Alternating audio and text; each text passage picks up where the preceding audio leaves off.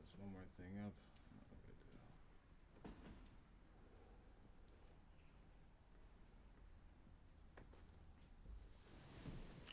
All right, good morning, everybody, and welcome back to the Unitarian Congregation of Mendon and Uxbridge.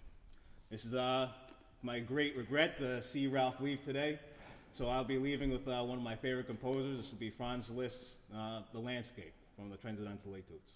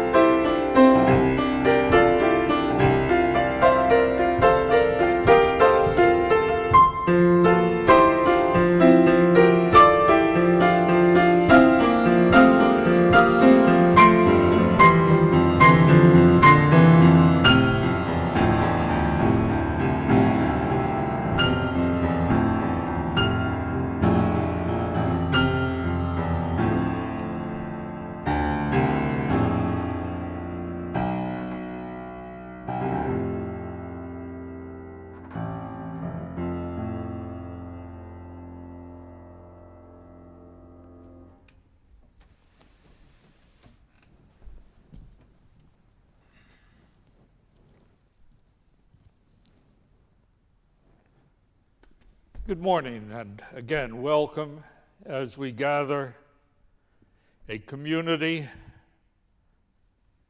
scattered, most of us viewing the service virtually. Welcome.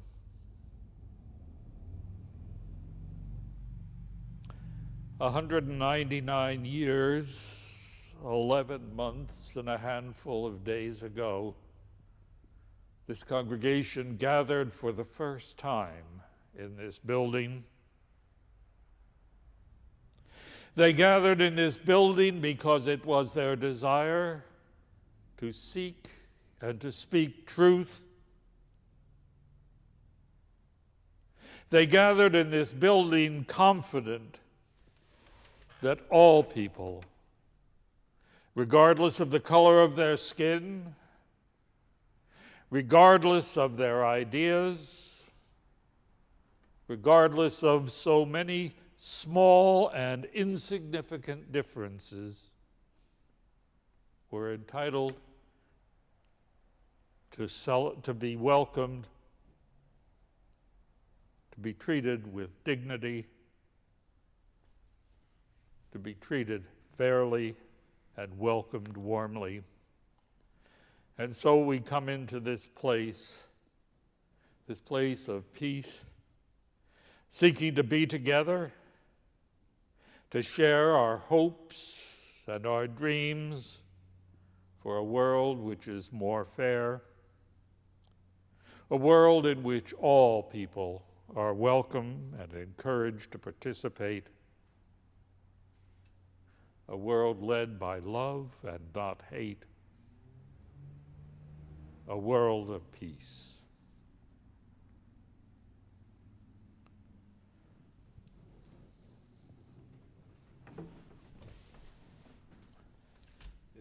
This will be Beethoven's Moonlight Sonata.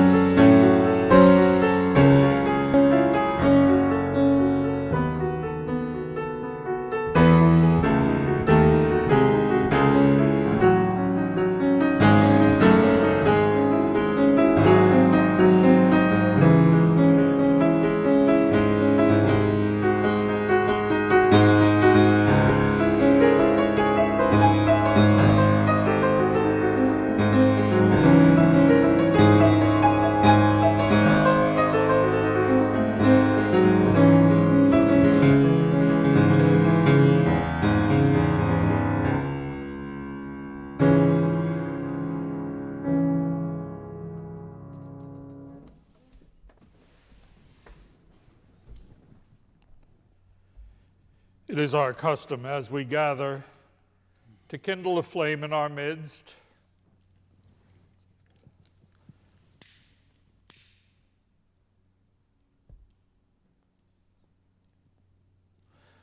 A flame long the symbol of the presence of the holy, a flame long the symbol of wisdom and of knowledge. And we kindle this flame in a chalice, a shared cup. For while each of us is called to make a difference in this world, we know that by working together, by being a community, our words, our acts can be much more powerful, can do more to heal a world with trouble and hatred, which we seek to replace by peace.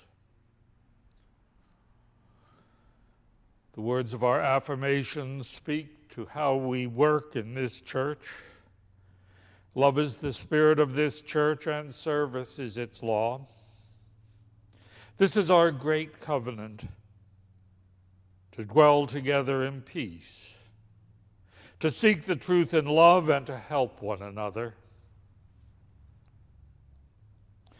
Normally at this time in our service, we would invite you to come forward, lighting a candle, and if you wished, sharing a joy, a milestone, or a sorrow. Since most of you are not physically here today, we invite you to send your joys, your sorrows, your milestones, either through the chat or email, and towards the end of the service, we will share with all of you the joys and sorrows of this congregation.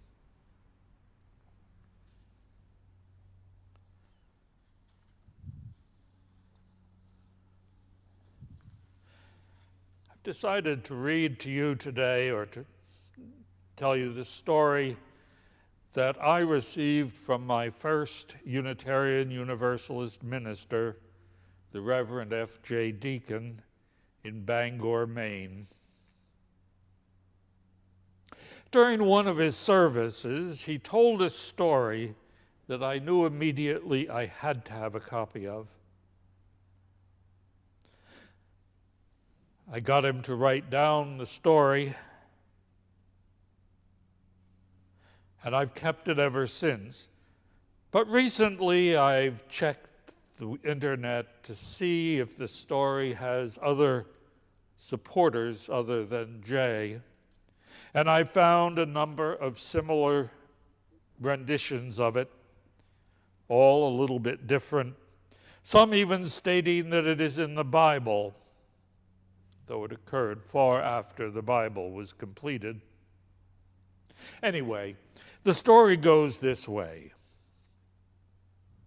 One day, Alexander the Great was triumphantly entering a city that had recently fallen to his forces. People gathered along the edge of the street, and among them a man holding up his hand in the universal symbol of someone seeking alms. Alexander saw him and paused for a moment and tossed him a few golden coins.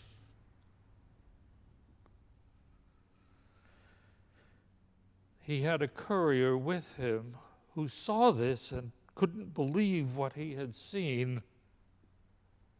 He asked him, "Why have you given this beggar gold when all he needed and expected were copper coins?" Alexander answered, "Copper coins would have met the needs of the beggar, but gold coins meet mine." I've always remembered that, and I've tried in my own giving to remember. Many of you know that I live in Acton, Massachusetts, which is nearly an hour's drive from Mendon. And since I come down here 3 or 4 times a week, I have 2 hours sitting in the car. And I generally listen to public radio as I drive. Periodically, they have fundraising drives, and they use as many things to get people to contribute as possible. One is talking about the cost per person, how much their costs are divided by the number of listeners. And it's a relatively small amount. If everyone donated that small amount, their needs would be met. But certainly many people do not contribute. And since I greatly value that radio station as I travel, I frequently donate more than the cost of one person, but of 5 or 6. And I've got to tell you that it isn't really for the radio station that I donate more. It's for me. I know how much I appreciate those programs as I'm driving, and I want to continue to make them possible. Oh, I wish I could do more. I wish I could donate $30,000 a year so that they could eliminate one or more of their fundraising drives. But sadly, that will never happen unless I win a lottery with a $500 million payoff. And I don't think that that's very likely. You see, I have done quite well in the lottery, far better than most of my friends.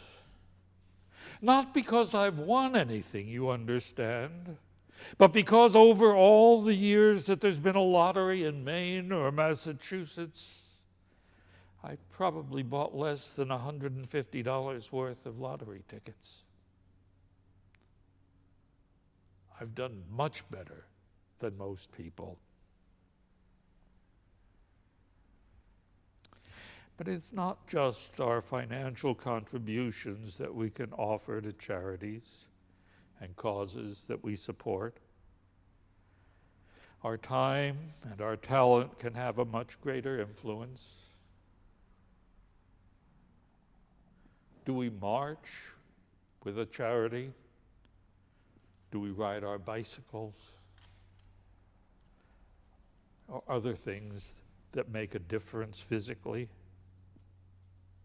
I donate financially to Old Sturbridge Village, too. But I do far more than that. I volunteer as an interpreter. But more than just volunteering that, I spend time doing research, particularly in the areas that I'm called upon to be interpreting.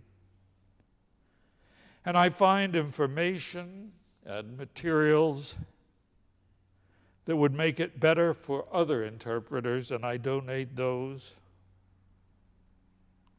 I attend trainings, and I ask questions and encourage them to give us material that I find would be helpful to me and probably to others.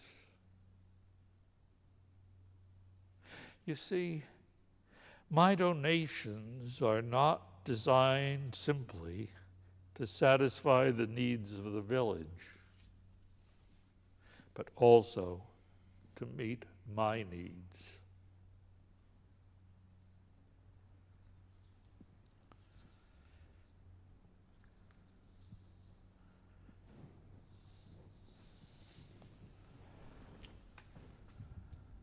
This will be a very famous transcription of Bill Evans' Quiet Now from a new jazz festival in Montreal back in 1963.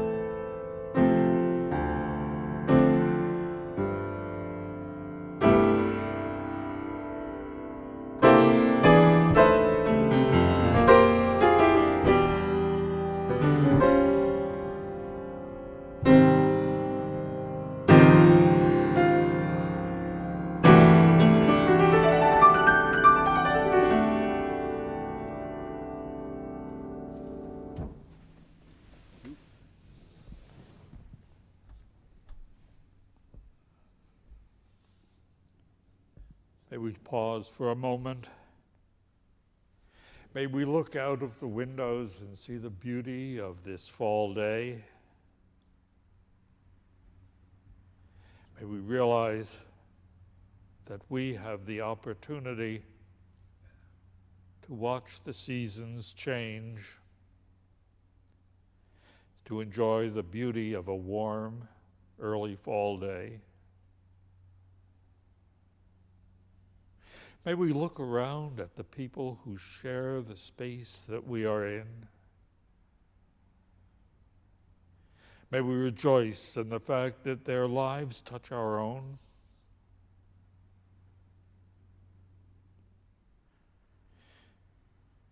May we prepare to vote that this country may have the maximum participation of all people. May we live our lives in a way which will bring good things to ourselves and to other people. May we live our lives in a way that all people will feel heard, will feel valued. May we live our lives as a blessing both to ourselves and to others. Amen.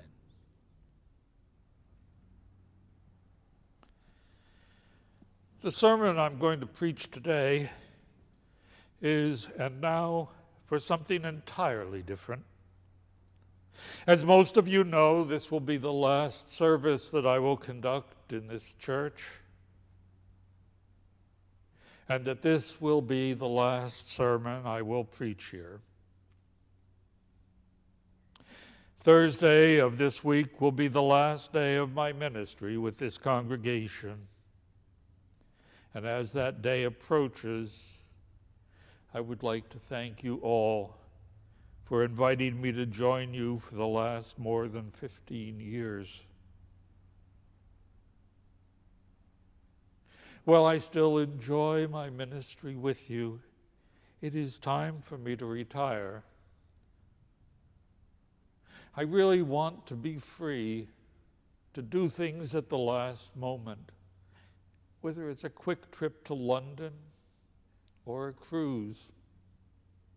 I want to do these things that I have been putting off while I'm still healthy enough to do them. And I really need time to organize my thoughts, to do some things that I have wanted to do and have not yet found time for.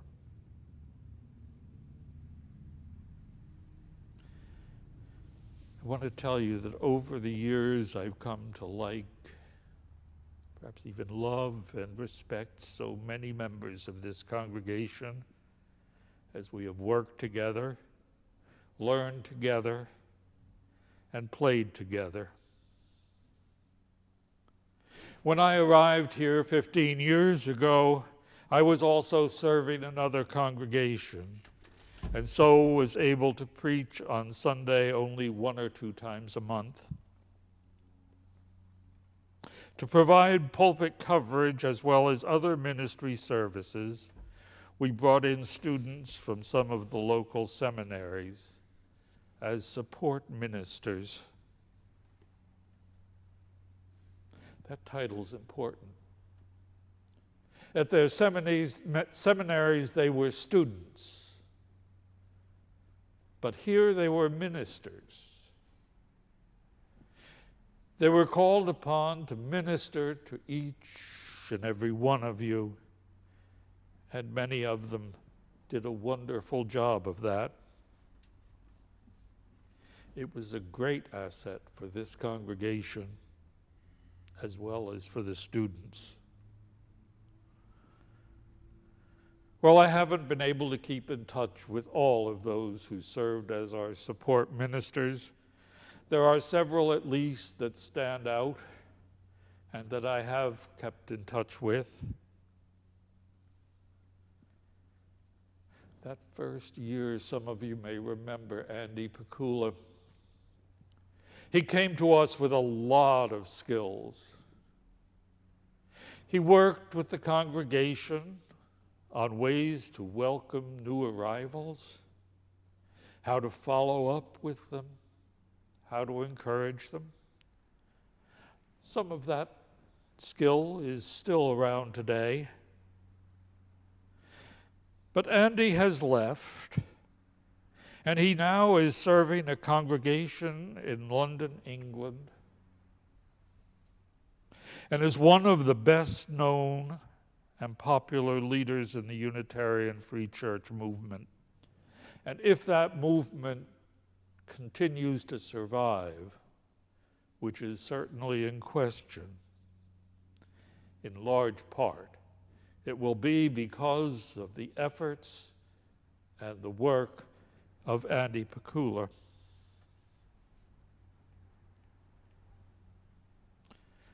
You may remember Laura Hoke, who invited us to explore new ways of being inclusive and serving the larger community. She is now my neighbor, serving as minister of the Littleton, Massachusetts Unitarian Universalist Church. And of course, there was Michael Hall, who spent several years with us. Michael is now serving the congregation in Keene, New Hampshire. I remember many things that Michael did with our congregation, but one of my favorites was the time that since he worked at Plymouth Plantation, he came one day to the Uxbridge Church in costume and gave a wonderful performance.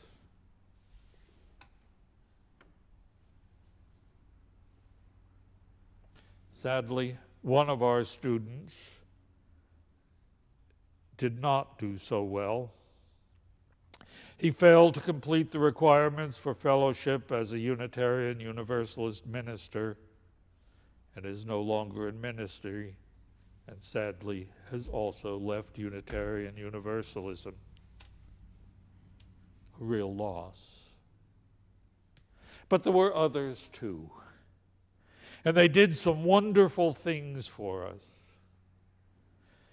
At a time that the economy was bad and many people were struggling to find employment and help for all of the other services that they needed, we had an event in the Goss Hall with employers that were there to interview, with people that provided social services. We didn't have a great attendance, but it was a wonderful event. And it spoke well for who we are as a congregation, caring for people, whether members or not, caring and trying our best to make a difference. And some of you may remember the wonderful program on Islam that some of our students did at a time when Islamic phobia was particularly acute. We've had other community-based things. We've done first aid and CPR and health-related workshops. We have an AED in our building in case of emergencies. We're prepared to make a difference. During our services, we've had speakers that came to us and spoke on Islam, about Hajj and Ramadan. We've had native people who have spoken. We've done a lot in these past 15 years for others. Our support ministers in those first years pushed us to be more knowledgeable and inclusive of a broad spectrum of activities. Our support ministers broadened our spectrum of knowledge and interest. But they were not the only beneficiaries, but we were not the only beneficiaries of the time they spent with us.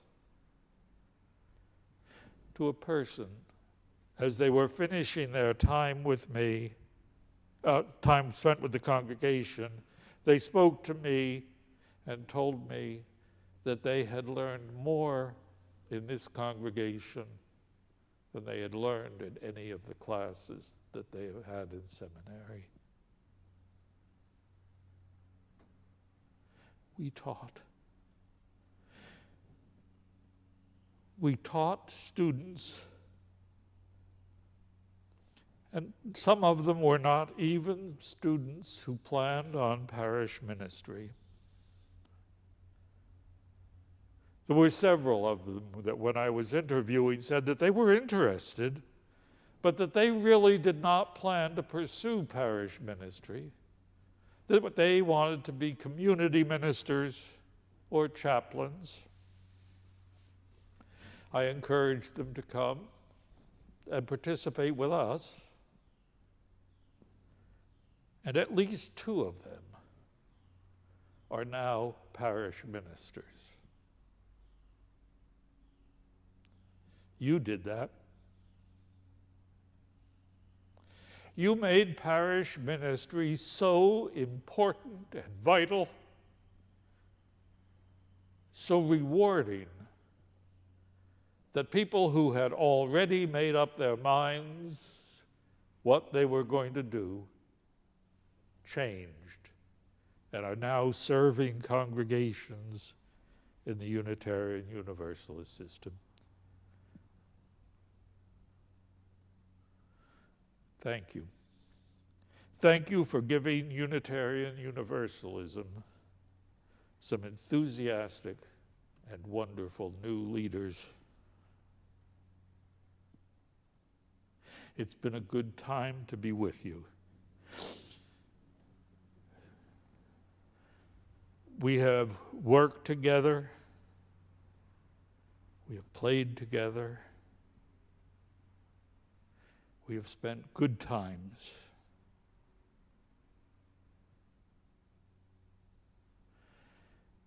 During my time volunteering at Sturbridge Village, groups of us have used my passes to spend an afternoon or more at the village. I had really hoped that this year we would be able to get out there and hold a service in the meeting house. I'd arranged that it would be possible, even though the music would not have been as great as we have here. It would have been a fun opportunity. Thank you, COVID. You sure dashed those plans.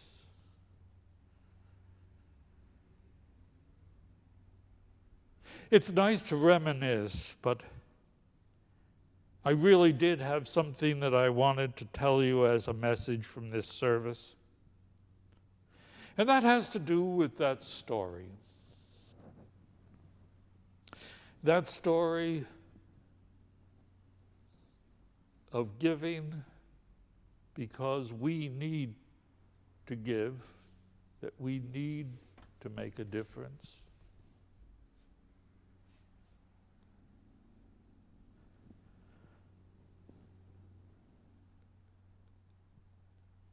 We'd have the opportunity at this point to have a change and some totally new and unexpected opportunities.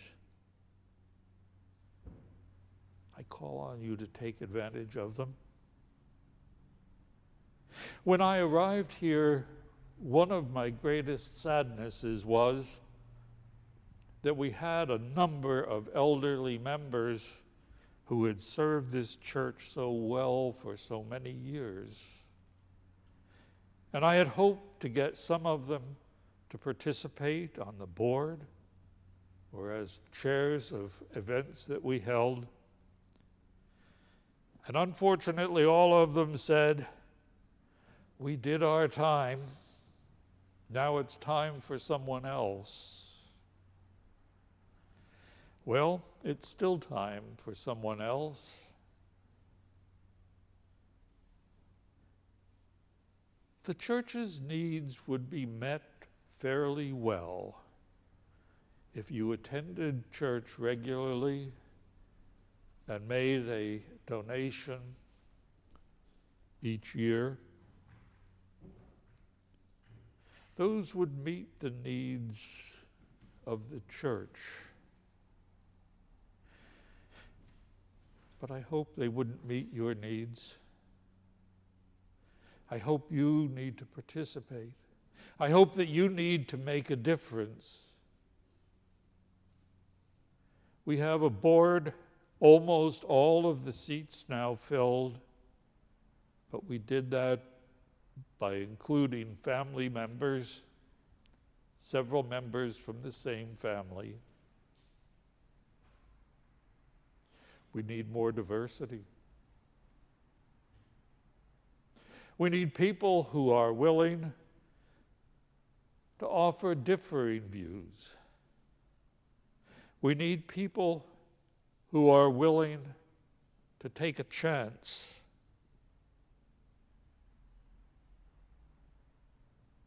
Volunteer to chair one of the fundraising events that we have if we ever get over COVID. For the past few years, I have in fact been the chair, if not in name, of almost all of our suppers and other events. Offer your services. Offer to serve on the board or on committees. Offer to take on projects that will make this congregation stronger.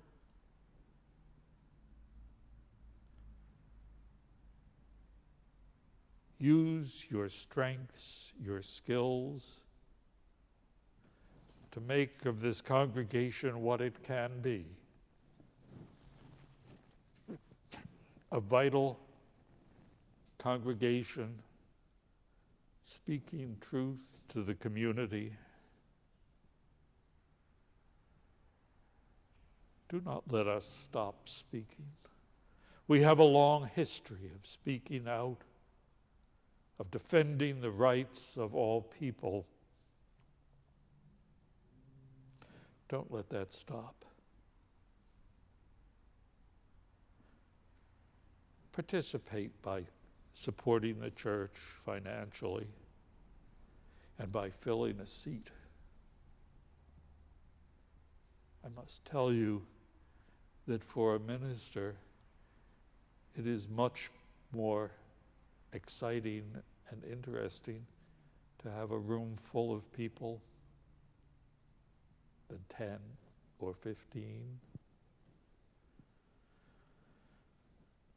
Oh, for 3 years, I was the minister of Eastport, Maine, where in the summer we might get 15 people, and in the winter, often 3.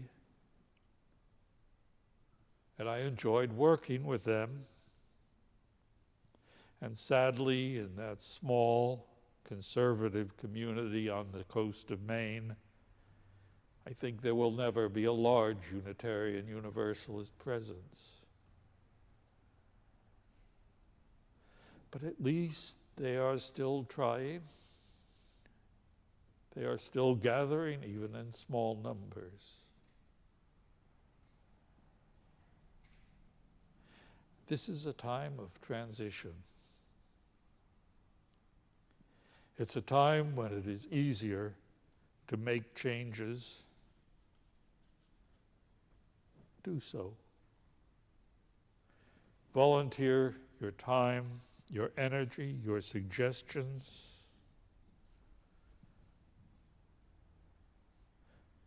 Make suggestions and defend them. And try to get the congregation to do things that will bring interest to you and to your friends, and then bring your friends here.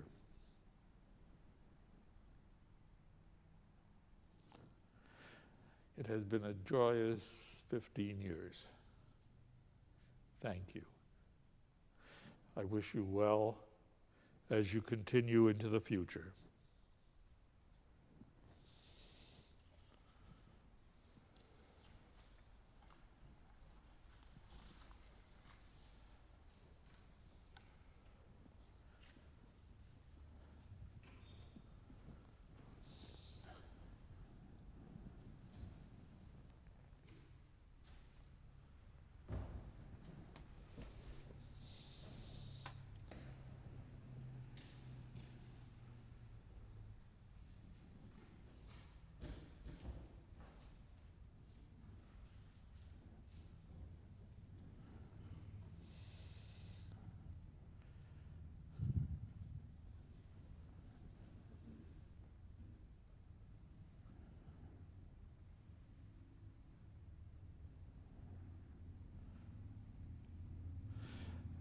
A candle which certainly expresses my feelings, for I must admit I arrived here with a very strong sense of fear. A candle of joy for a beautiful day with no lightning strikes.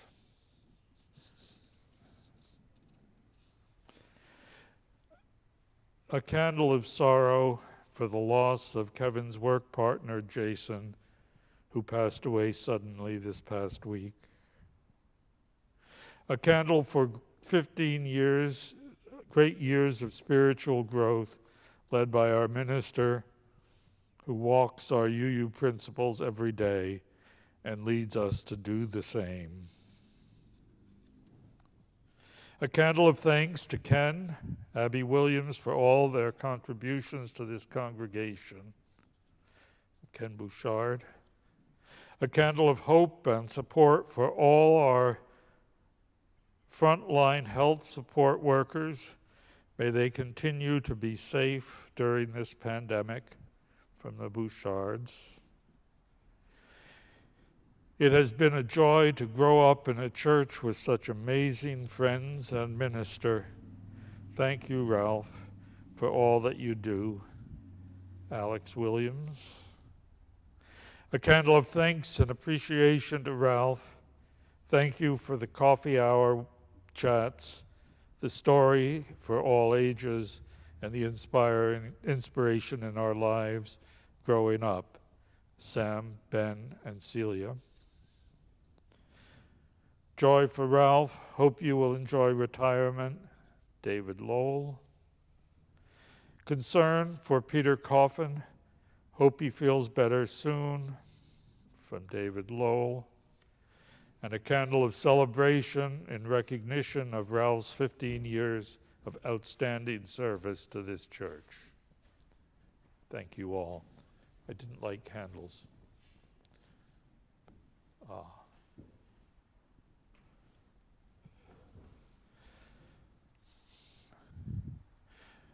I would like to light a candle of gratitude for the ministry of Reverend Ralph Clarke, for his goodness, his kindness, and his legacy.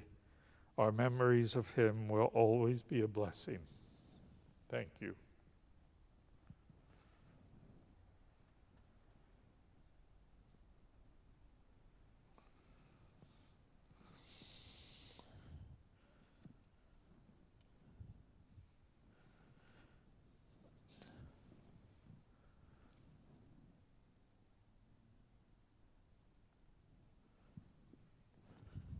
A candle of celebration in recognition of Ralph's 15 years of outstanding service to this church.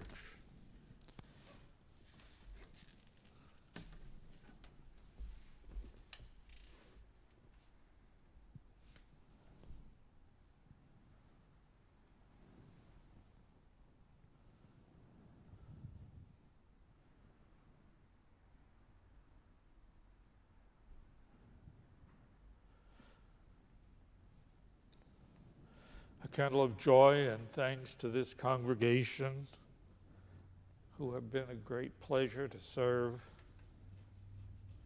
Thank you all for the joy that you have brought me over these years. And good luck as you continue into the future.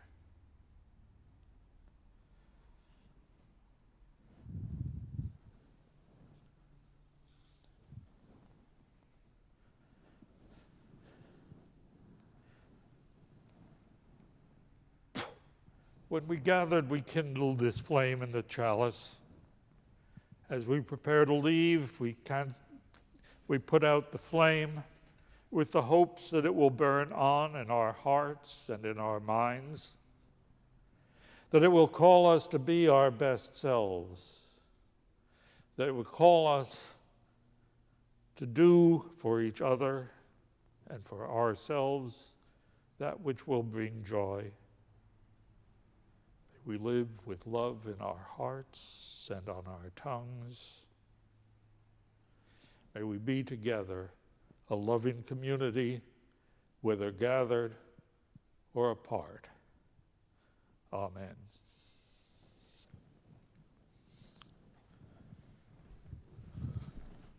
Thank you so much, Ralph. Thank you so much for your service, and thank you again for welcoming me into your home the last few years. It was a great pleasure. I really appreciate your friendship, appreciate your guidance, and I will try to do the best to keep on the legacy over here. So I'll be ending off today with My Way. Thank you so much.